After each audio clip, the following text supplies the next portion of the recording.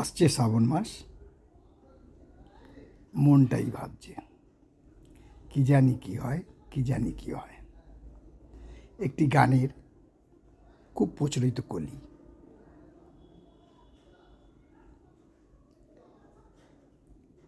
নমস্কার, আজ সকালে কি লেখা আছে কপালে অনুষ্ঠানে শ্রাবণ মাসে কোন কোন রাশির শুভ আর কোন কোন রাশির অশুভ জানাচ্ছেন জ্যোতিষ সম্রাট এবং তন্ত্র সম্রাট শ্রী শঙ্করাচার্য। এই শ্রাবণ মাস বাবার মাস। বাবার মাসে কার বেশি ভালো হবে, কার বেশি খারাপ হবে, বা ভালো মন্দ মিশিয়ে মাসটা যাবে, সবারই জানার ইচ্ছে করে। তাই প্রথম দুটো রাশি দিয়ে শুরু করলাম। শ্রাবণ মাসে কোন কোন রাশির কীরকম যাবে, অর্থাৎ কেমন যাবে শ্রাবণ মাস বিভিন্ন রাশির। মেষ, গৃহে শান্তি, কর্মে সাফল্য,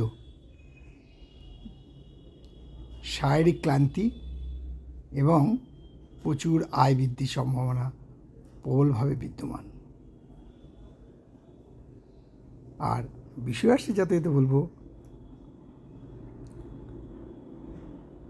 এই মাসে বিষয়রাশির জাতক জাতিকাদের একটু আধ্যাত্মিক চিন্তা বেশি করা হবে। আর যারা মামলা মোকদ্দমা লড়ছেন তাদের মামলা মোকদ্দমায় জয়লাভ। কর্মক্ষেত্রে পদোন্নতির সম্ভাবনা প্রচুরভাবে বিদ্যমান। তবে বৈষয়িক ব্যাপার নিয়ে আত্মীয়স্বজনদের সাথে সম্পর্ক খারাপ হওয়ার সম্ভাবনাও আছে। ফলে মানসিক শান্তি নষ্ট হওয়ার সম্ভাবনাও আছে।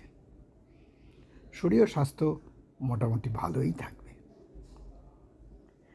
পরের রাশিগুলো মিথুন, কর্কট, সিংহ, কন্যা, তুলা, বৃশ্চিক, ধনু, মকর, কুম্ভ, মীন।